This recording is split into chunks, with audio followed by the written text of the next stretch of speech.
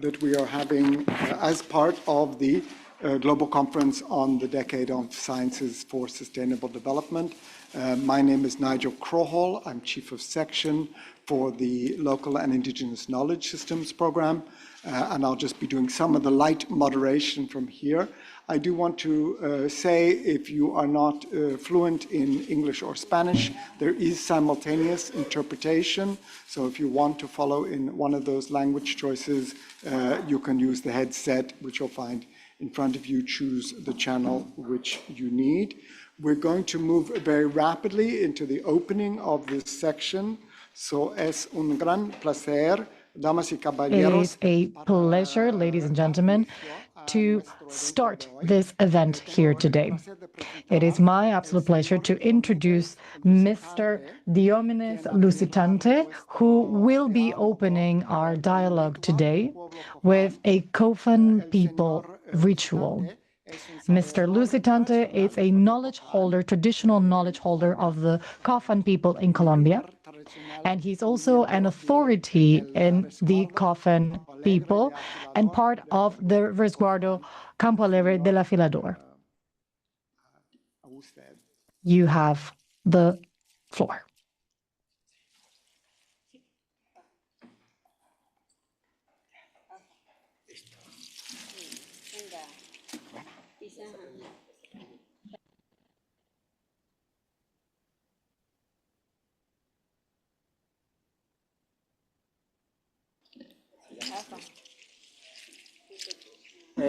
Kuse va rande apunde que va pues ande se nya biani sengihi va apunde que ni pasias.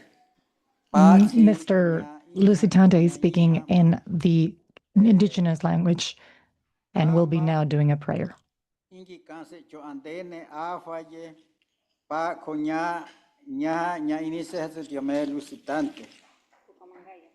Putumayo, municipio San Miguel, La Dorada, Mi Resguardo, Afilador, Campo Alegre. Ya. Vengo acá en esta nación. I am here today with the objective of making a dream come true. I used to dream about something, and that was to bring this message as part of my people.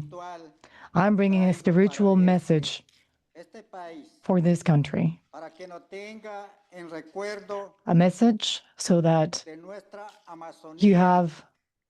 you think of the Amazon, of us, and the reason that has brought us here today. We're here today to do a prayer and to set an example for the entire world so that everyone knows the spiritual life that we have. That is my objective. And this is why I'm going to try to do a harmonization process for all the countries that are here today represented.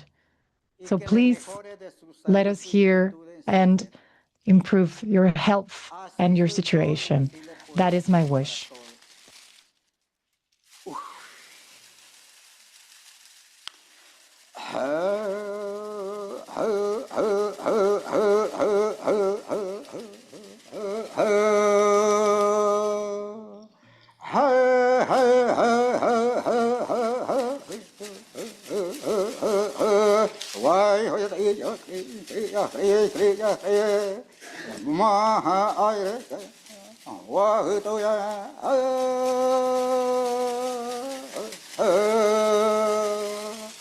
Mario Socori, Hacori, Hoema, Cori,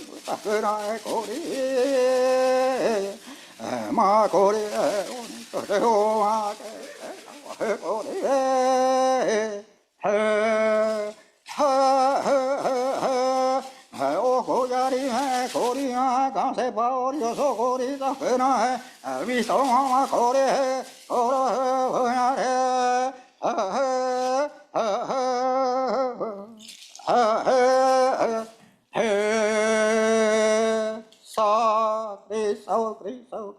ha he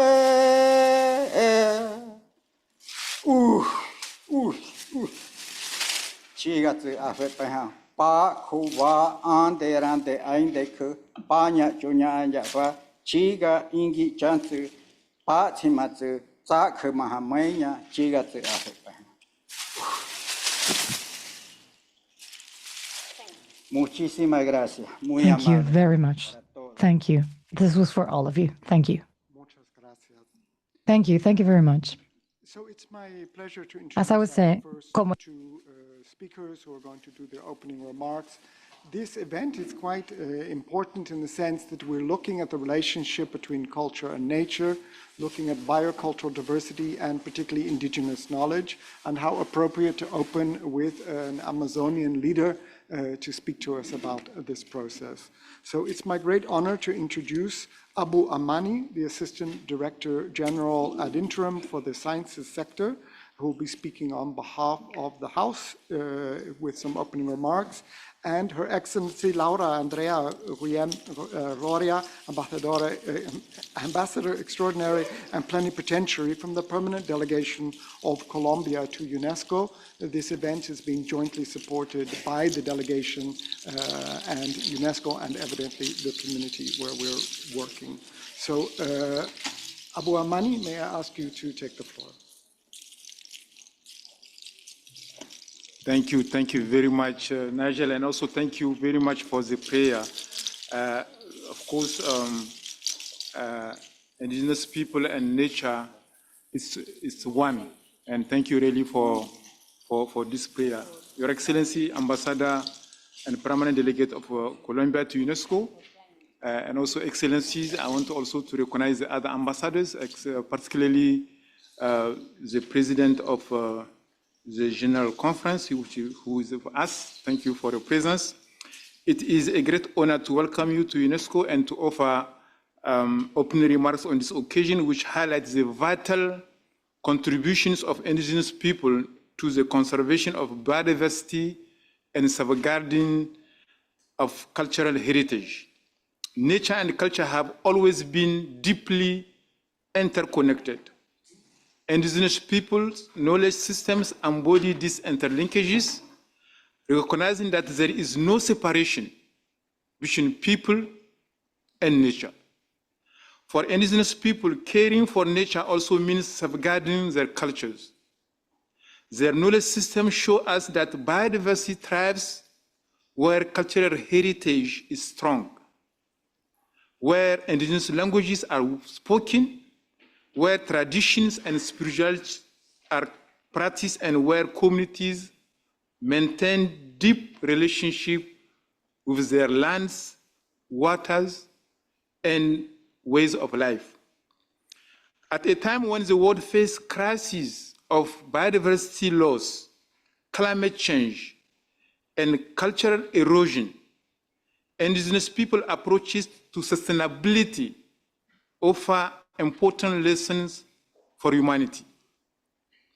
Their stewardship of nature and biocultural heritage remind us that sustainable futures depend on maintaining the diversity of both nature and culture.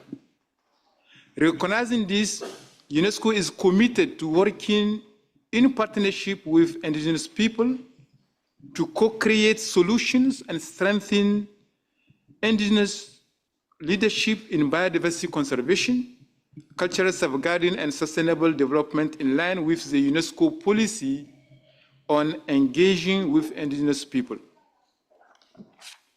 Today, we celebrate a project led by the indigenous Kofan peoples of Colombia living in the Indian Amazon foothill since the time immemorial. Through visual memory and a documentary film, this initiative has strengthened the traditional knowledge and practices for biodiversity conservation associated with the culture of Yage, rooted in the Kofan world view of cosmogony. Together with the Orito, Ingi, Andi, medicinal plants flora sanctuary, the Kofan people are contributing to safeguarding both biological and cultural diversity in Colombia. For over 20 years, UNESCO's Local and Indigenous Knowledge System Links program has worked together across UNESCO's sectors to promote the recognition and respect of indigenous and local knowledge system and to strengthen the meaningful participation of indigenous people and local communities in decision-making, transdisciplinary research, and the co-production of knowledge alongside the scientific community. Through the Biodiversity and Ecosystem Services Network, the LINKS program has supported 3 Kofan resguardos in advancing this project, building on the findings from the Colombia National Ecosystem Assessment and the Intergovernmental Science Policy Platform on Biodiversity and Ecosystem Services, IDSSD Assessment Report on the sustainable use of wild species. This initiative demonstrates how indigenous knowledge can guide concrete action to sustain both biodiversity and cultural continuity. This work aligns closely with international efforts to halt biodiversity loss while strengthening the rights, knowledge, and leadership of indigenous people and local communities. It also contributes to UNESCO's broader commitment to safeguarding living heritage, supporting cultural diversity, and promoting inclusive and sustainable development. We extend our sincere appreciation to the Permanent Delegation of Colombia to UNESCO for recognizing the significance of this project and making its visibility here today possible. As we move forward, UNESCO remains committed in line with its policy on engaging with indigenous peoples to promoting indigenous-led initiatives, strengthening intercultural dialogue, and creating spaces where indigenous knowledge systems can contribute fully to policy, research, and conservation practice. The lessons emerging from this project extend far beyond Colombia. They demonstrate that when indigenous rights, knowledge, and leadership are recognized and supported, biodiversity conservation becomes more effective, more equitable, and more sustainable for present and future generations. I want to thank you for your availability and wishing you a fruitful event this evening. Thank you.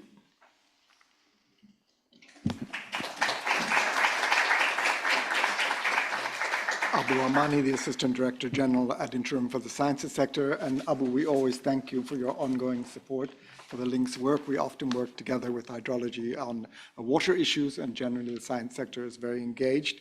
It's my great honor and pleasure to introduce Her Excellency, the Ambassador of the Permanent Delegation of Colombia to UNESCO, who's also been a leader in the organization in bringing indigenous peoples' issues to the fore.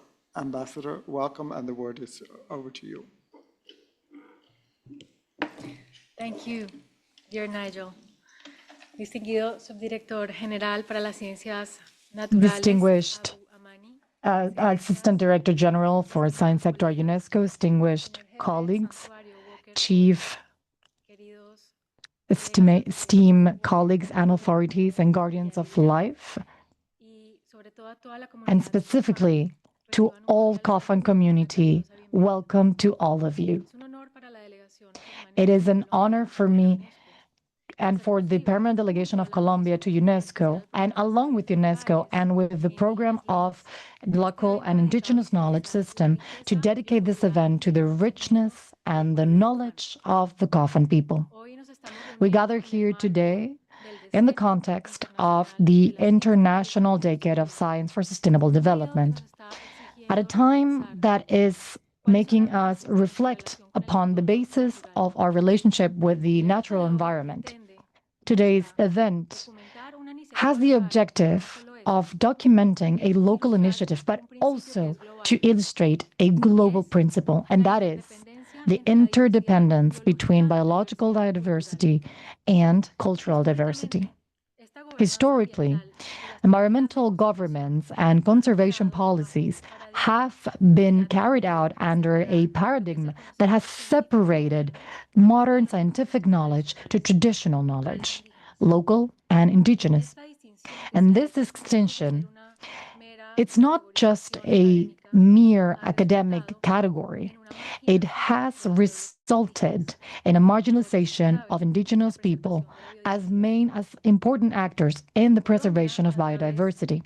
Colombia, through its national ecosystem assessment and in alliance with the Intergovernmental Science Policy Platform on Biodiversity and Ecosystem Services, IDBES, has reaffirmed that effective conservation of wildlife and ecosystem needs of the integration of knowledge systems of indigenous people. What we see today in the work carried out in the three resguardos in Santa Rosa de Guames, Charinal, San Marcelino, and Campo Alegre del Afilador shows that traditional administration of the land, community governance, and cultural practices are not secondary elements, but rather pillars, fundamental pillars for the implementation of the coming more real biodiversity framework. This is why the position of Colombia has always been very clear. The global sustainability agenda cannot reach its goals if they do not include indigenous knowledge. It is not just about consulting or symbolically recognizing the importance of these people, but rather to recognize their authority in the knowledge, the validity in their knowledge, and their capacity in leading the decision-making process. The knowledge of the Kofan are essential, as we can see through the medicinal plants Orito Indianate Floral Sanctuary, which proves, and it's empirical evidence, that it is possible to have an harmonized development of conservation. This knowledge needs to be valued at the same level as modern science results, and not as a mere complement. This is why today we invite all of you to go beyond the participation speech, to truly reach a co-ownership of conservation strategies where indigenous knowledge systems have their own place in the formulation and implementation of public policy. UNESCO, through links and BESNet, and also in collaboration with UNDP, has a crucial role in this process. We would like to thank the support received by donors as the International Climate Initiative, and we reaffirm the engagement of Colombia with the promotion of justice and protection of the rights of indigenous people.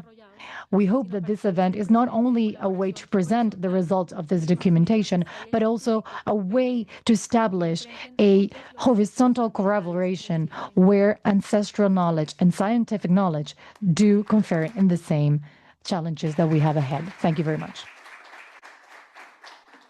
Thank you, Your Excellency, for the supportive words, for the great understanding, and really for the very practical support for UNESCO's mandate.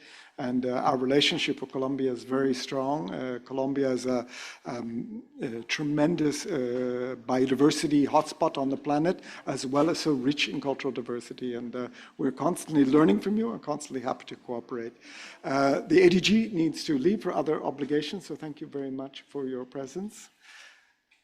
We're going to hand over to our project lead, Joseph Caranja, who is leading the project of Biodiversity and Ecosystem Services Network. It's an extra budgetary project in cooperation with the UN Development Program and the UNEP World Conservation Monitoring Center. He'll explain more about that. Just to remind you in the audience, if you're not fluent in English or Spanish, you can use the simultaneous interpretation. Joseph, over to you. Thank you so much, Nigel. Good morning, good afternoon, sorry. Good morning and good afternoon to our online participants. Mine is quite simple, is to provide a general overview of the LINKS program, as well as the BESNet project. So if we could have the next slide. So science or sciences was one of the key pillars for the establishment of UNESCO in 1945. However, when working with science, UNESCO historically has come to acknowledge that there are different forms of knowledge systems. So apart from science, there are different ways of knowledge systems, such as indigenous and local knowledge. And this led to the establishment of what we call the LINKS program, or the Local and Indigenous Knowledge System program, which was established in 2002. And the main goal for this program is to enhance the interface between science, indigenous and local knowledge, and policy, with the main goal to ensure that policies are informed by the best available evidence, both science and other knowledge systems, including indigenous and local knowledge systems. The other key objective of the LINKS program is to promote the participation of indigenous peoples and local communities in decision-making processes at different levels, both at the grassroots, national, regional, and even at the global level. And speaking at the global level, we're also partnering with other UN platform or instruments. And here just give two examples that were emphasized in the previous speech. So UNESCO LINKS hosts the technical support unit on indigenous and local knowledge for one of the intergovernmental platform body called IDSSD. So it's an intergovernmental platform on biodiversity and ecosystem services. So LINKS helps to develop methodologies on indigenous and local knowledge to ensure that indigenous and local knowledge is incorporated into all IDSSD assessments. Also, since 2020, UNESCO is leading another technical support unit on indigenous and local knowledge for a body called BESNet, or Biodiversity and Ecosystem Services Network, that I'll talk a little bit in the next slide. If we could have the next slide. So BESNet is a UN interagency initiative working together as one UN toward one common goal. And this initiative is composed of UNDP, UNEP WCMC, and UNESCO. And we are committed to building knowledge, capacity, and also collaboration between science, policy, and practice communities to promote sustainable biodiversity conservation in line with the IDSSD program of work. And this initiative at the moment is supported by two donors, the government of Germany, as well as SweetBio at the Stockholm Resilience Center. At BESNet, we have 4 main work streams. And for this session, I will only dwell on 2 work streams that are relevant for this conversation that we're having here. So work stream 1 and work stream 2. I'll start with work stream 2, what we call the National Ecosystem Assessment. So basically, the National Ecosystem Assessment are led by what we call the NEA initiative, hosted by UNEP WCMC. And the main goal for this assessment is to help the country understand the status trends of ecosystems, the benefit that this ecosystem provides, and also to provide some policy guidance on how we can have sustainable conservation of these ecosystems. And Colombia was one of the countries that was supported as part of the BESNet Phase 1 to conduct a comprehensive national ecosystem assessment that I will highlight later. And then this first component of this project, we call it the BES Solution Fund. This fund is a catalytic fund that seeks to support the implementation of the key findings coming from scientific assessment from the National Ecosystem Assessment, or work component 2, and also from the IDSSD assessment, where we also host the technical support unit. So how is this all connected to Colombia? So we can have the next slide. As I said before, Colombia was one of the countries that was supported to conduct national ecosystem assessment under BESNet 1, which was completed in 2022. This was 4 years of investment of scientific assessment to look at the status of their biodiversity. But what was critical, Colombia was one of the pioneering countries to include indigenous and local knowledge in this national ecosystem assessment. And within this assessment, they wrote a dedicated chapter which was called Biocultural Diversity, which elaborated the importance of including indigenous knowledge, traditional practices in conservation, as well as recognizing customary practices. Equally, also in 2022, IPES released one of the assessment, which is called Sustainable Use of Wild Species. So recognizing the critical findings that were coming from the Colombia National Ecosystem Assessment, BESNet, through, in collaboration with UNDP and UNESCO, we came to support the implementation of some of these key recommendations that came from Colombia National Ecosystem Assessment, as well as the IBES Sustainable Use of Wild Species. But we wanted to support this implementation through what we are calling indigenous-led initiative, where the indigenous organization, indigenous leader determine the priority for the project they want to implement, and they lead the implementation of that project through their own terms, through their own language, and through their own condition, and also determine how this is going to be stored and documented. And this is why we are very honored here today to have our Kofan indigenous leaders who are part of this process, who are going to elaborate to us about this process and how it was implemented. Thank you so much. So I hand over to you, Nigel.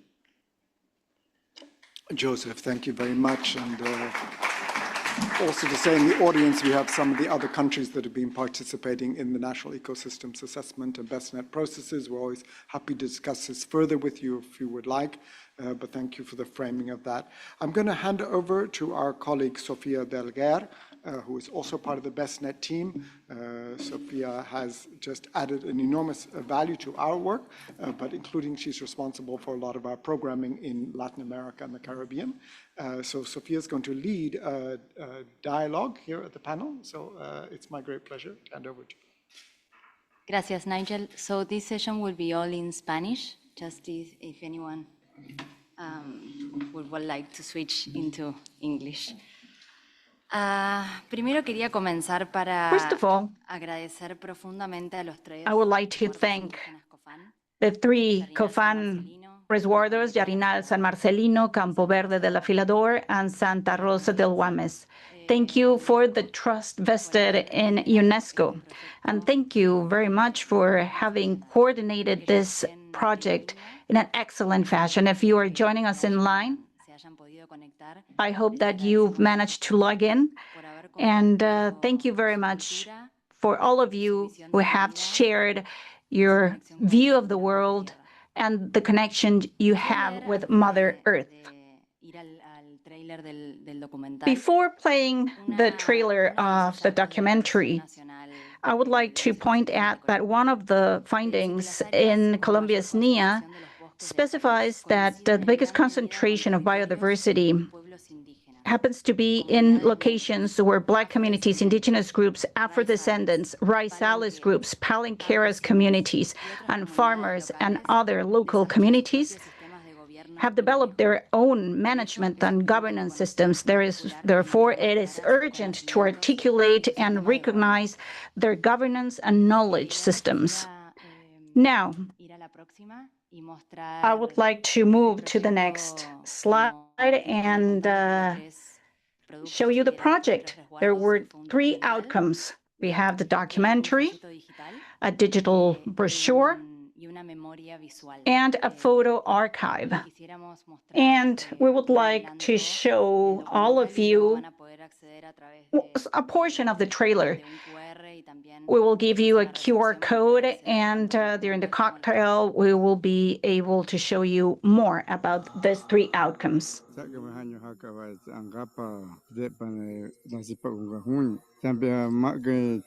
the time being, we don't have much of a mountain with us. We're here to look for plants, to plant them in our agricultural plots.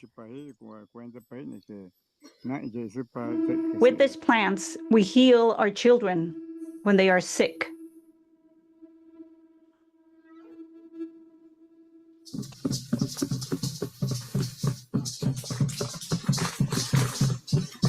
Saka tsu ba tsampi inki iha chuha This is what we wish. We want to take good care of what the creator Shiga left us to take care of. That is why we are the guardians of the Amazon region.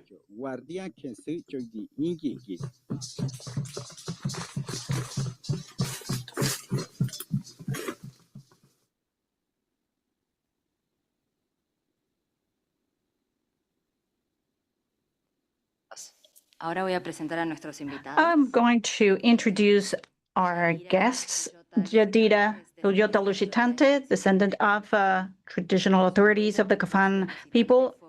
Placido Lusitante, her grandfather was one of the last Kofan chiefs. Jadida is an indigenous leader with experience in advocacy and strengthening of the indigenous communities of Putumayo. Currently, she is the governor of Campo Alegre del Afilador, Kofan Resguardo, providing management and linkages with the National Parks Authority in the management of the Flora Plantas Medicinales Orito Indian Sanctuary. Diomedes Luisitante, traditional indigenous knowledge holder from the Kofan people, traditional leader and politicians of the Resguardo Campo Alegre del Afilador, and has an extensive experience over 10 years with working with the Colombia National Parks and supporting coordination activities of the Flores Plantas Medicinales Orito Indian Sanctuary. Walker Hoyos, he is a biologist, student of a master's in environmental pedagogy and sustainable development with 20 years of experience in protected areas in Colombia, with an extensive experience of work with indigenous communities and local communities in the area of governance and conservation. For over 11 years, he has served as the head of the Flora Plantas Medicinales Orito Andes Sanctuary, and which is part of the system of national parks in Colombia.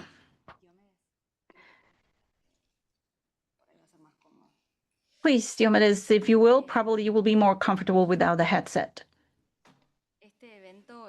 Well, this event explores the connections between cultural and our biodiversity.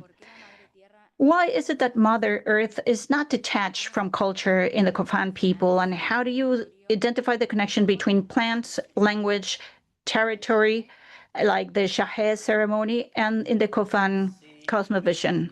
How would you describe such link?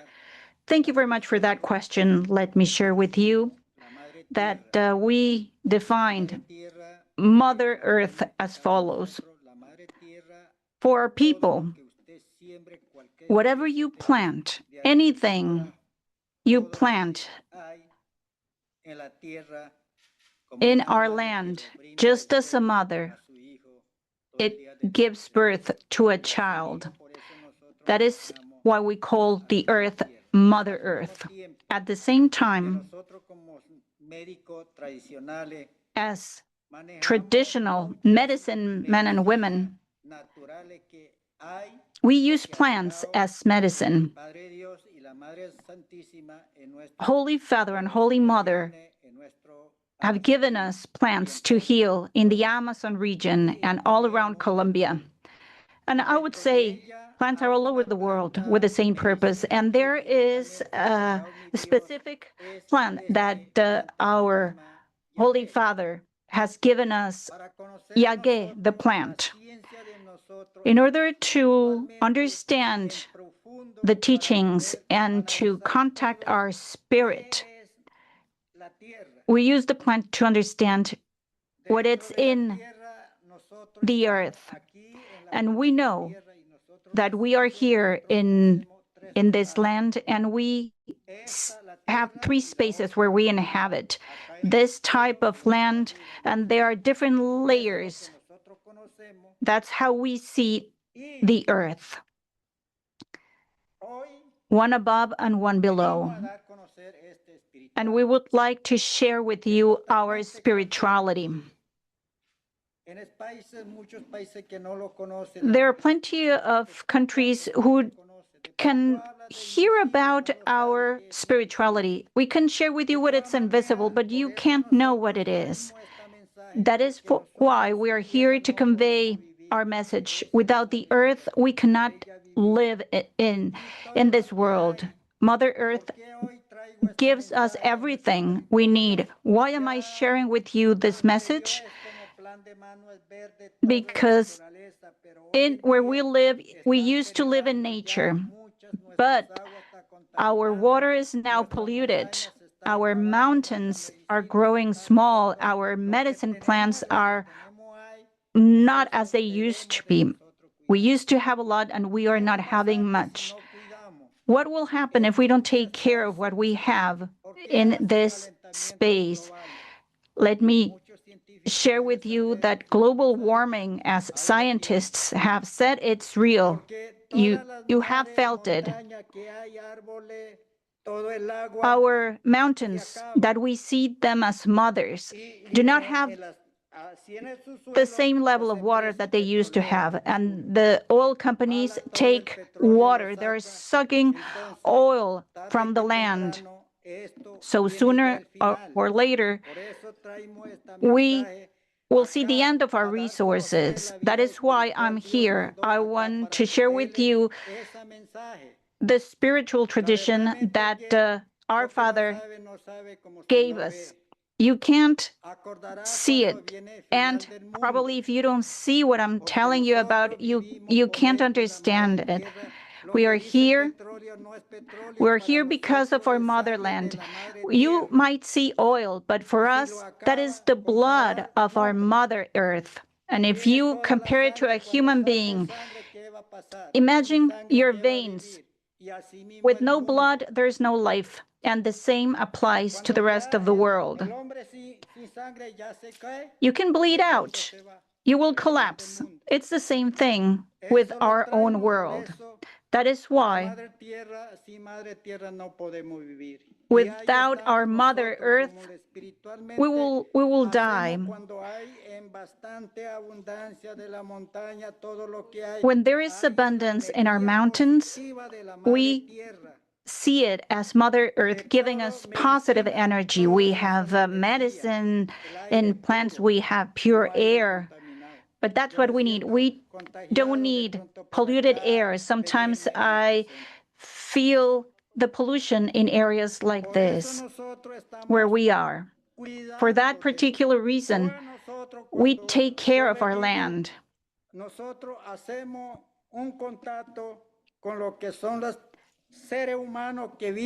We are in close contact with invisible beings, and they call us, they howl, and we hear in this loud cry. Who is going to stand for those invisible beings? Therefore, we are here to convey their message. We need to learn how to pay respect to the land. We should show respect. We are not hurting our land. We are standing still, but there are many others. We are many others who don't understand it. They pollute our waters, and they are taking our mountains with them. We are standing up for our nature, and that's how we see our land. That's our Mother Earth. Thank you very much. The purpose of this project was to strengthen through a photo archive, a documentary, and a digital brochure created by the three reservoirs. This project was aimed to document the Shahe culture and the cosmovision of the three reservoirs conservancies. Jadira, this is a question for you. The documentary is titled Ai Inge Ayendeku. I hope I've pronounced it correctly. Can you tell us what it is? And can you tell us, Jadira, how this project helped you to communicate what you wanted us to know?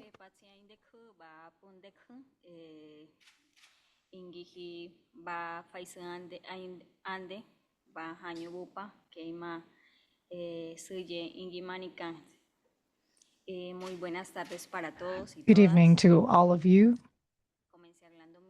I started speaking my native language, something I am very proud of. I am proudly an Indigenous person. I come from the region of Putumayo, which is near Ecuador, and I would like to first thank UNESCO for this invitation to this event. My name is Yadira Maribile Lota Lusitante, and I have been a leader for 2 years, and I'm 27. As I mentioned to my colleague here, for us, Mother Nature, as has been mentioned, is everything. For an indigenous woman, nature teaches us how to transform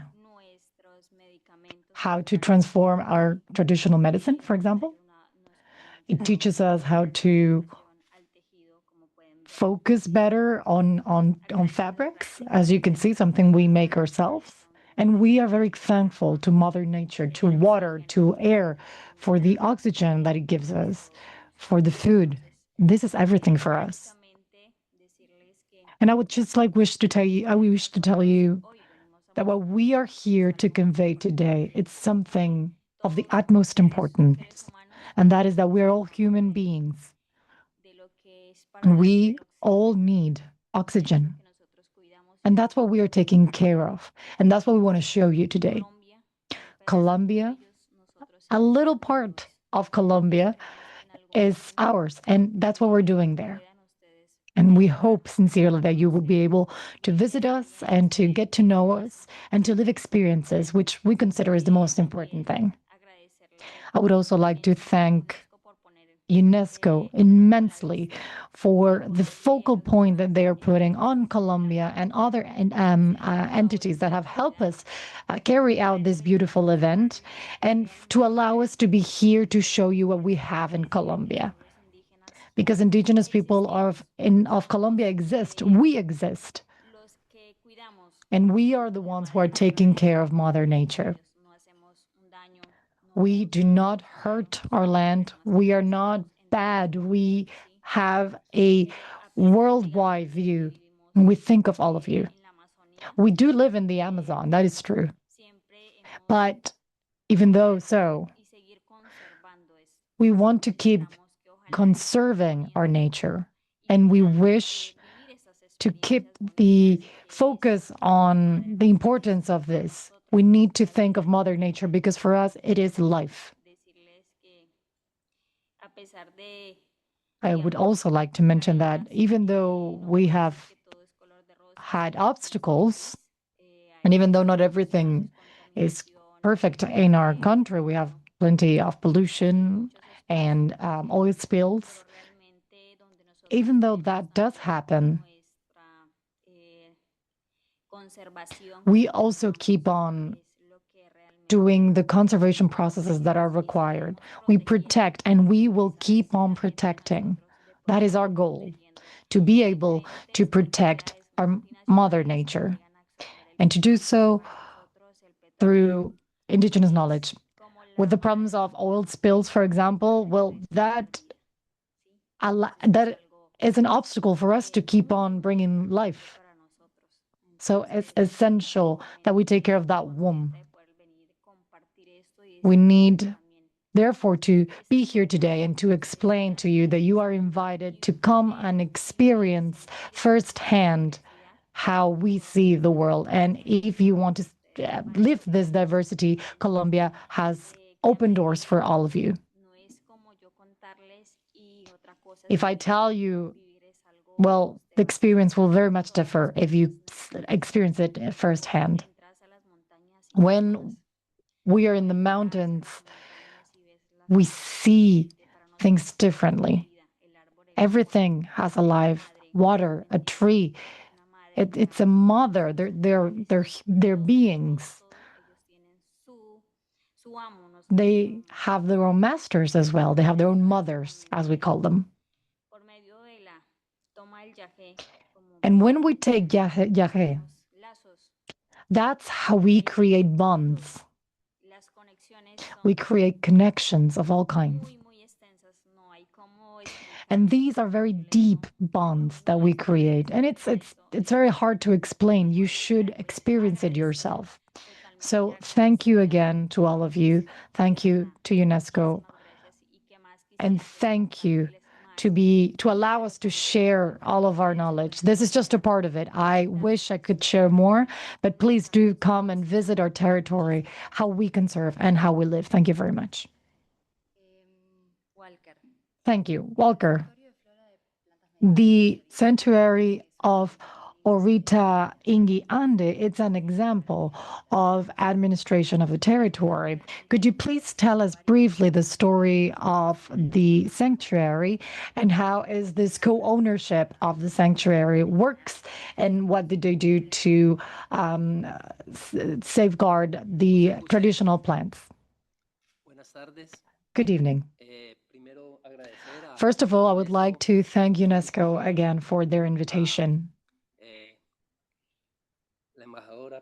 I would like to thank the ambassador, plenipotentiary. It is a dream of mine to be here today with all of you, being able to share this history. This kind of life, as has been mentioned, as has been mentioned by those knowledge holders from the Amazon. The Flora Onrito Ingi Ande Sanctuary is one of the many protected areas of the national park system in Colombia. But this area has a particular history to it. This area was the result of the reflection of a Coifa elder man, Fernando Malua, who lived 120 years and died 18 years ago. He was perhaps the last of the representatives of the ancestral knowledge of the Kofan people. And he used to dream and to think of our need to protect a natural space that will connect the Amazon with the Andean region, where not only will there be biodiversity and resources, but also the spiritual strength that the territory has always had. He used to think of this place where this invisible people could have their own space, their own land. People that were, of course, isolated when the Spanish arrived, but that kept their story alive and that live in a spiritual world. They are knowledge holders, and they are still so until today. This traditional knowledge holder who was part of the Kofan people, but also all the other peoples like the Corahuaje, the Kamsa people who are part of the indigenous doctors of Colombian Amazon. They requested a creation of a protected area, not only to protect the biodiversity, but also to be able to have a territory due to its cultural value. That, of course, is a watershed moment when it comes to conservation. And this is a watershed moment because it unites the biodiversity protection, but also it puts into place a biodiversity point of view, something that has been mentioned by Madam Ambassador. And that is that for the people who live in the Amazon, nature and our way of seeing things are extremely linked. And that was our goal in 2003, where we started the whole process, which of course had a technical part. We had to identify the most important species, which were endangered as well. So we carried out a study to understand the value of the space for the invisible people, for the Sampi A Indeku, the people of the mountain, also for the tiger people, for the Ay Kuntesi. A Indeku means people and tiger. And so there is a deep richness that is fundamental to keep alive. And to do so, we need to save this invisible people and the jungle. And in order to save the jungle, we need to save these people. and their knowledge in traditional plants, their knowledge in living with the territory. And so this area is particularly important, and we have been carrying out this process since the year 2008. But please do imagine what a great challenge it was to us, because we know how to conserve this biodiversity. We are aware of what happens when the tiger no longer has inhabited. But how do we protect the Sampi and the Ku? How do we save the people of the mountain? How do we conserve the Yahe and all its dimensions? That's something we cannot do from the national park system, and that is not our task. That's why we need this alliance and this coordination with the indigenous authorities of the Kofan people, and that's what we have been doing. We have worked jointly in this process and this UNESCO initiative. This initiative to be able to recollect all of this knowledge through the documentary, through our brochure, through our photographies. It keeps this knowledge alive, and it allows us to convey it to future generations. That's how children nowadays, how the elderly, or even how the leaders are being able to reach this knowledge. Because through this video, of course, we keep this information, but these people, they're not very comfortable with text, so having a video is essential for them. And I truly hope that you can see the documentary, because what it talks about is the core of conservation. It talks about this link between the Indian area and the Amazon. And this question is for Jadira. In the documentary film, women and the women elders as guardians of medicinal plants and how they convey knowledge to younger generations, could you describe the role of grandmothers in the Kofan people? Yes, of course, as you have described, we women play a very important role, has a very important place, because transformations, knitting, caring are originated by women. Therefore, we cherish this bond intensively, and women teach us how to transform plants. If we fall sick,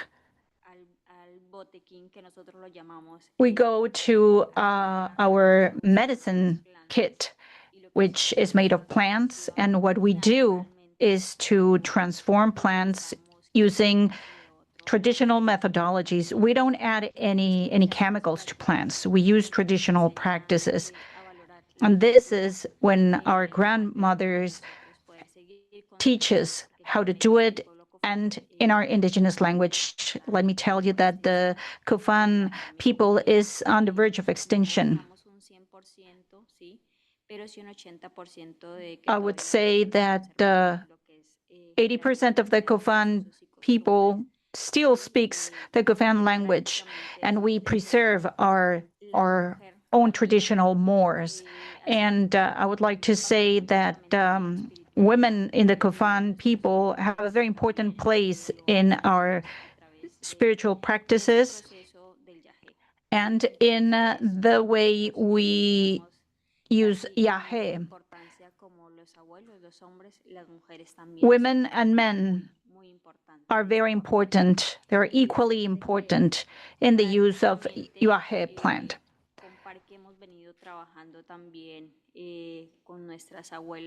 With our wise grandmothers and with the national park systems, we have worked together with the purpose of sharing our knowledge with other peoples as well.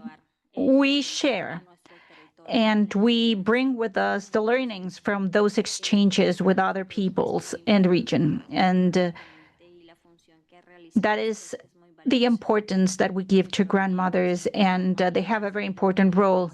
All the women here should know that we are essential for everybody's life. So you all women in the room, dear ladies, you know that, I'm sure.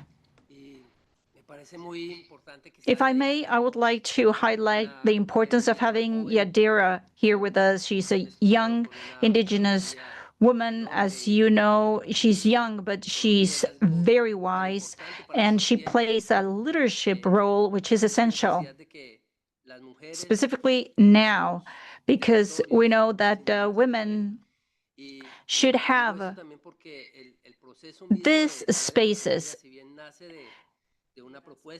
because having a protected natural area came from grandfathers, but next to a grandfather, there was always a grandmother.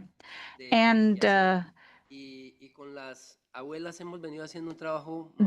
they are the ones that help us.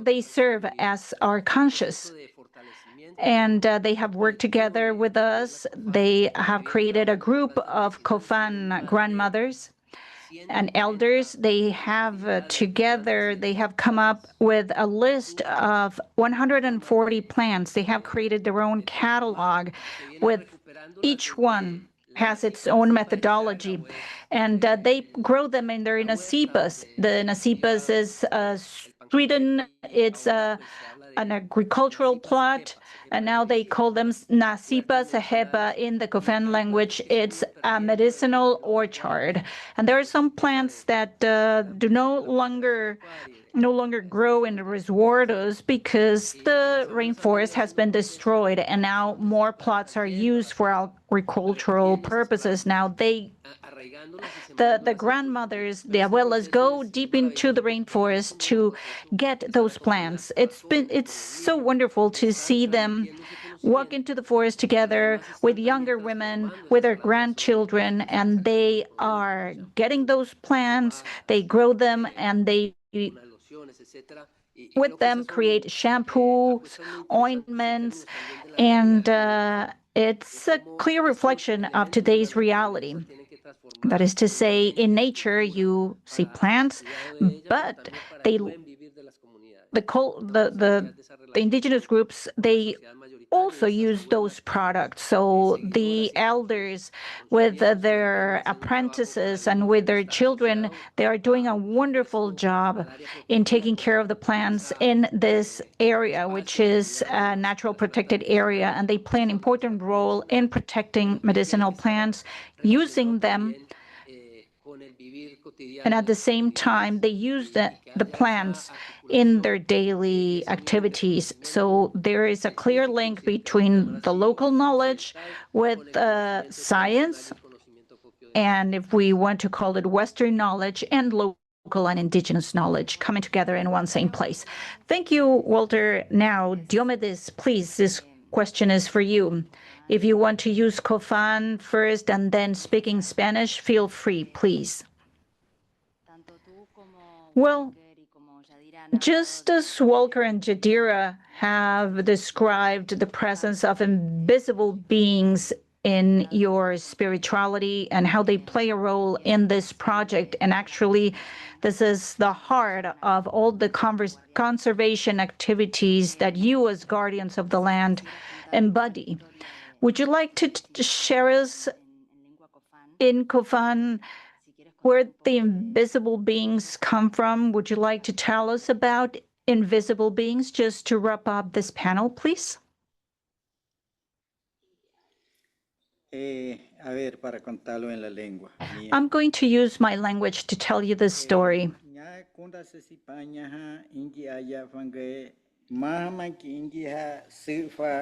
Espiritual y invisible. Sa atesi paha naneta yupi tiempo se ma que ingikiza sa atesien babe ante chova andenga.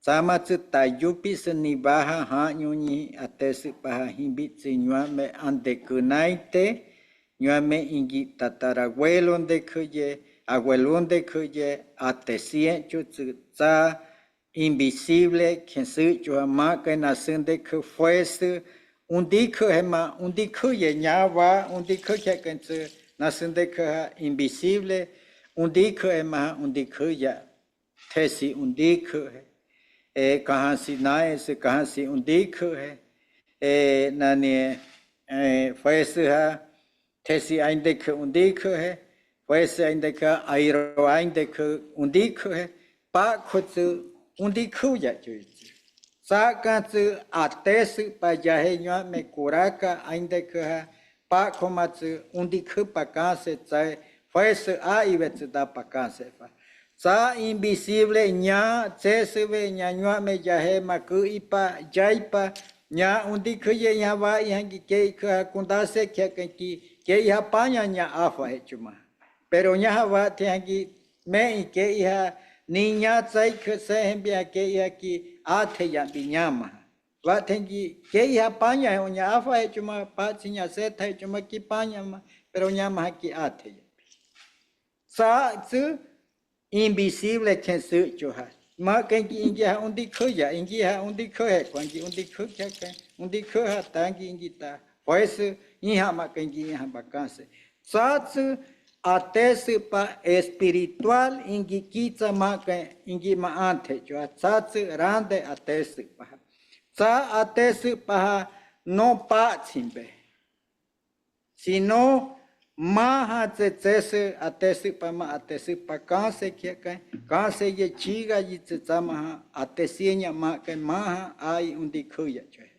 sumbita pa sima undi keni ha ingi kanse chu ingi iha ma ni fembia iha ma bingi poese hova poese iha ma me tsu ambia pa sa kanyi sa kama nyo se cambia fuese iha ma khaninga fuese iha ma tsu iha he ha tsende kuma undi keni ha khaninga tsu iha nya ega tsu iha bakanse ya saka si tsama ha maha tumbia ai goma undi kenke tsu iha ma atesien sunde kura ka ainde kha saka tsu atesien ke va invisible espiritual que se cho undi kha Satsu nya kunda chuha.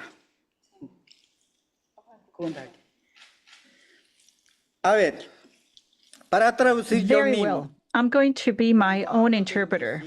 When I talk about invisible, what is the invisible? It is, I'm talking about beings that are not invisible to everybody.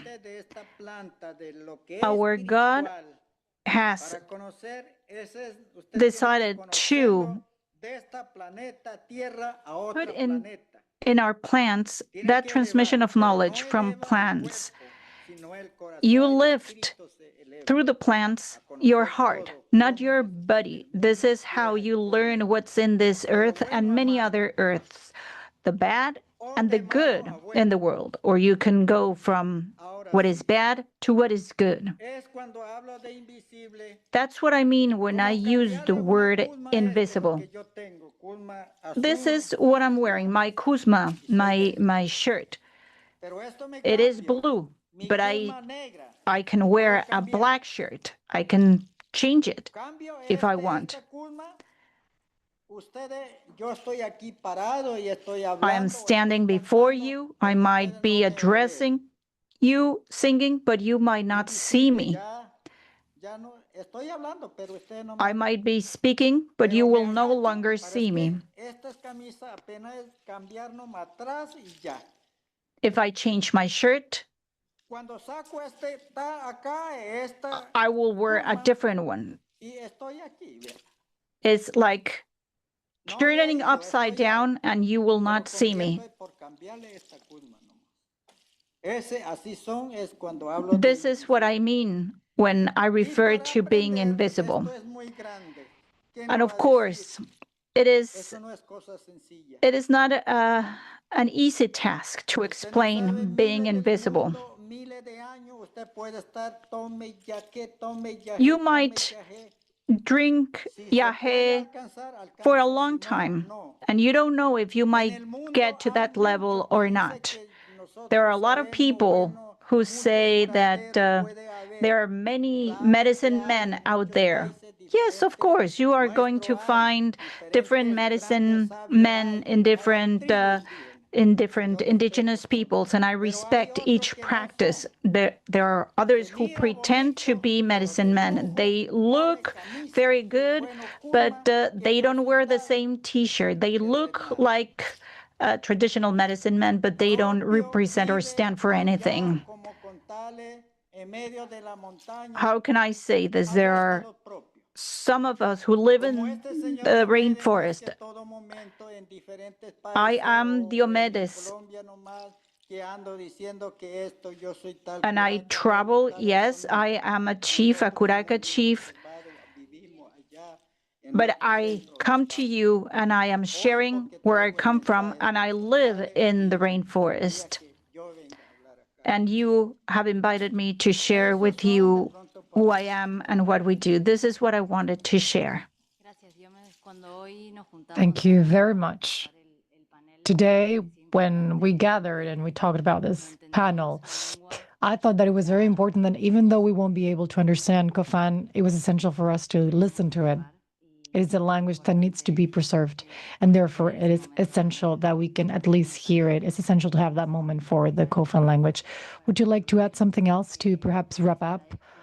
If not, I would like to just thank all of you. I don't know if we have the time to answer to any questions that the audience might have, or if we should just go to the next item of our agenda. Just take some closing remarks.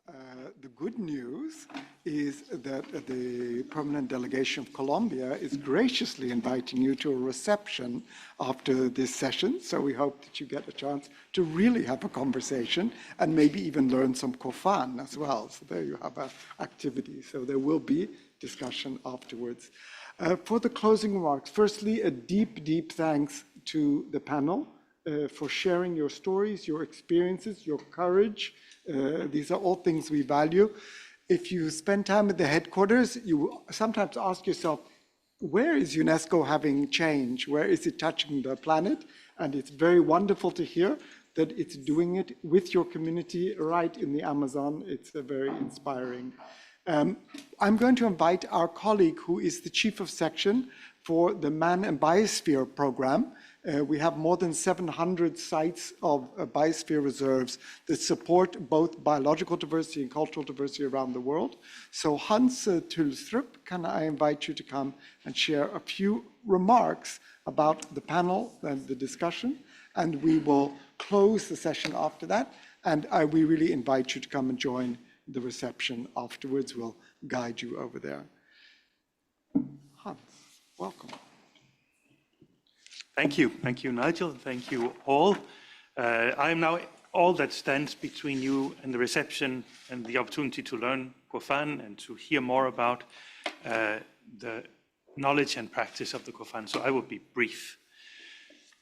I think today we witnessed a successful collaboration between indigenous people, the Kofan people, the government of the Republic of Colombia, and UNESCO, demonstrating that biodiversity conservation is not only about protecting species or ecosystems, but it's about safeguarding cultures, languages, values, and knowledge systems.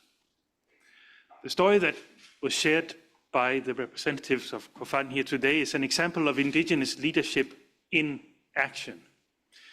The project we heard about goes beyond knowledge documentation. It is a project that has empowered the Kofan to be the authors of their own publications, a project that has helped make it possible to tell stories that are heard on the terms of the Kofan. By placing indigenous voices at the center of the process, the project has affirmed the importance of indigenous self-representation and demonstrated how indigenous knowledge systems can offer transformative and sustainable pathways to conserving biodiversity. We've seen how technology can support these efforts when led by the communities themselves. Digital tools can be instrumental in safeguarding ancestral knowledge that in the past has been passed down orally through generations.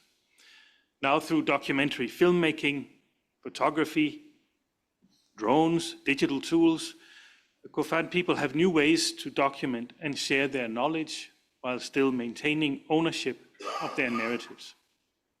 In doing so, they've created new opportunities for cultural transmission and visibility that reflect those traditions. So at this first global conference of the International Decade of Sciences for Sustainable Development, we believe it's critical to have a dialogue between knowledge systems and that we address the past legacies of who gets to speak.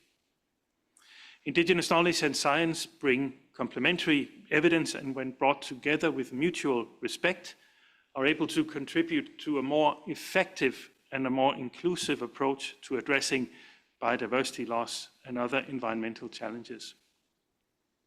This initiative reminds us that biological and cultural diversities are deeply interconnected. The safeguarding of languages, traditions, knowledge, cultural practice is also linked to the way we steward and manage ecosystems. So supporting one strengthens the other. This work also supports the UN Decade of Indigenous Languages, as we just heard, by ensuring that the documentary film, for which we saw the trailer, is featured in the Kofan language, as Indigenous languages are fundamental to cultural diversity and to sustainable development as living repositories of knowledge about biodiversity, ecosystems, and much more. Strengthening the use of Indigenous languages contributes to safeguarding diversity, both biological and cultural. So our cultural heritage and environmental future are deeply linked. It's essential to ensure that Indigenous peoples are able to tell their own stories in their own words. By amplifying these voices and by providing platforms through which to share knowledge, experience, and perspective, we can foster the recognition of their invaluable contributions to the world. So in closing, I would like to extend, on behalf of all of us at UNESCO, our sincere gratitude to the Permanent Delegation of Colombia, to UNESCO, to the Ambassador, to our Kofan Indigenous partners, all of the distinguished speakers today, the National Natural Parks of Colombia, Colombia National Commission for UNESCO, BESNet partners in UNDP and UNEP WCMC, the donors, the International Climate Initiative of the Federal Government of Germany, and Synchronicity Earth, and all of you who joined us here in Paris and around the world through the online connection. Thank you for your participation and engagement. We hope to continue these important conversations and partnerships in the years ahead and in the hours ahead at the reception taking place after this event. So with that, thank you once again and have a wonderful evening.